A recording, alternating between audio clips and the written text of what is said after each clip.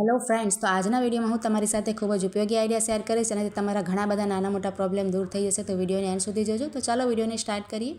તો જ્યારે પણ આપણે કઢી કે દાળ શાક કે એવા કોઈ વઘાર કરતા હોય ને, તો તમે જોયું હશે કે આપણે લીમડાના કે વઘાર કરીએ ને રાઈના, તો તેનાથી આપણે છે ને આ બધું આપણી ટાઇલ્સ વગેરે પણ ગંદી ખૂબ જ થાય, છાંટા ઉડે તો, અને આપણો ગેસ છે ને એ પણ આજુબાજુથી આખું ચીકણું થઈ જાય. તો તેના માટે હું તમને એક સરસ ટિપ્સ બતાવું છું. આપણે શું કરવાનું, આ રીતે તેલ રાખી દેવાનું અને ત્યાર પછી આપણે સૌથી પહેલાં આ રીતે જીરું એડ કરીએ ને, તો આ રીતે જીરું એડ કરીને પછી આપણે રાઈ ને બધું નાખતા હોય ને, તો જીરું નાખીને ત્યાર પછી આપણે શું કરવાનું, આ રીતે જો એક ચપટી જેટલું જરાક અમથું મીઠું લઈ લેવાનું અને તેલમાં આપણે પહેલાં છે ને મીઠું આ રીતે એડ કરી દેવાનું. ત્યાર પછી તમે ગમે એ પણ નાખશો ને, જો આ રાઈ મેં નાખી અને આ રીતે તમે કરશો ને, તમારે ઢાંકવું પણ નહીં પડે. અને તમારે જો આ રીતે મીઠા લીમડાના પાન પણ મેં એડ કરી દીધા છે. જરા પણ તમે જોઈ શકો છો કે કોઈ પણ વસ્તુ તમારી ખરાબ નહીં થાય. ખૂબ જ સરસ આઈડિયા છે, જરૂરથી ટ્રાય કરજો અને સારી લાગે તો લાઈક કરજો.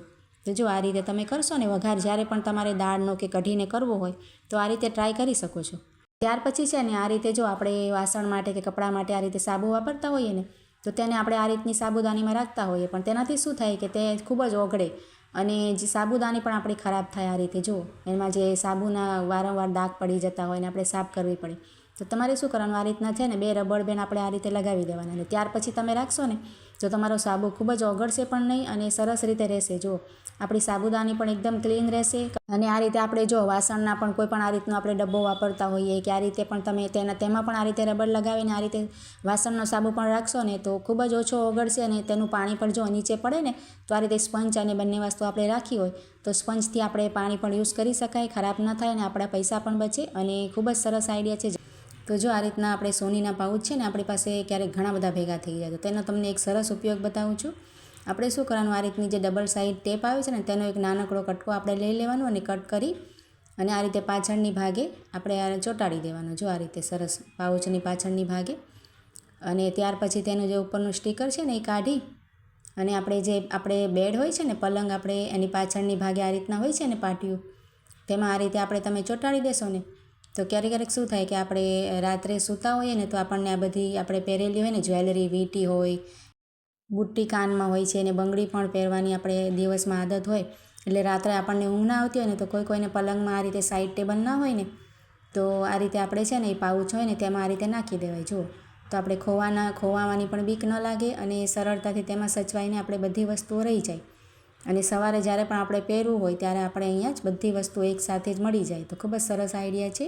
ત્યાર પછી જો આ રીતના આપણી પાસે દવાના નાના બોટલ હોય ને, કે પછી બોક્સ હોય, ખોખા પણ હોય છે, તેની ઉપર પણ આ છે ને લખેલું હોય છે ને, તેની તારીખ વગેરે ખૂબ જ ઝીણા અક્ષરથી લખેલી હોય, તો આપણને ક્યારેક સૂઝે નહીં અને આપણે કોઈ મોટા ઘરમાં ના હોય છોકરાઓ કે છોકરીઓ, તો આપણને ખૂબ પ્રોબ્લેમ થાય. તો તેના માટે આપણે શું કરવાનું, આ રીતે છે ને મોબાઈલ લઈ લેવાય અને આ રીતે તમે જોશો ને, જો મોબાઈલમાં આપણે કેમેરો ઓન કરી દેવાનો અને આ રીતે તમને જો તારીખ પણ કેટલી સરસ દેખાય છે. તો આ રીતે ક્યારેક આપણે બહાર દવા લેવા ગયા હોઈએ અને આપણે ચશ્મા વગેરે કે ભૂલી જઈએ અને આપણને ના દેખાતું હોય ને, ત્યારે પણ આ આઈડિયા યુઝ કરી શકાય. અને ઘરમાં પણ આપણે ક્યારેક એકલા હોઈએ તો આ રીતે આપણે તારીખ વગેરે જોવી હોય, તો કોઈ પણ વસ્તુનું આપણે દવાનું નામ જોઈતું હોય ને, તો આ રીતે આપણે ટ્રાય કરી શકાય. એકદમ સરસ ટિપ્સ છે. ત્યાર પછી જો આ રીતના આપણે નાનકડી સોયમાં આપણે દોરો પરવો હોય, ક્યારેક આપણે હાથની સિલાઈ કરતા હોય કોઈ ડ્રેસમાં કે કોઈ પણ વસ્તુમાં, બાળકોની નાની મોટી, તો તેના માટે આપણે દોરો નાખવો હોય તો આપણે કોઈને કહેવું પડે અને આપણને સૂઝે પણ નહીં.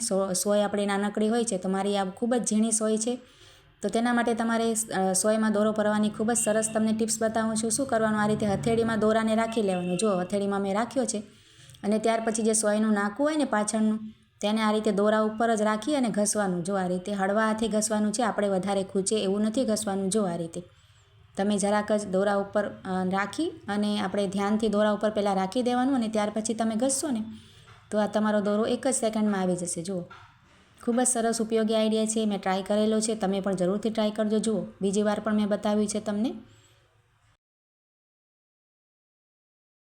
હવે ત્યાર પછી જો આ રીતે આપણે શાકભાજી આપણે કાપવા બેસતા હોઈએ ને, તો આ રીતે ડુંગળી હોય કે બટેટા હોય કે કોઈ પણ શાકભાજી હોય, તો આપણે શું કરીએ, આ રીતની કોઈ પણ સૂંડલીમાં આપણે લઈને બેસીએ ને, તો આ રીતે જ કચરા આપણે કરવા માંડીએ. જો આ રીતે છેદવાળી હોય, ડુંગળીમાં કાણા હોલ હોય છે ને, તો આ રીતે બધું જ આપણું ખરાબ થાય અને આપણે કામ વધી જાય, આપણે મહેનત વધારે થઈ જાય ને સમય પણ લાગે.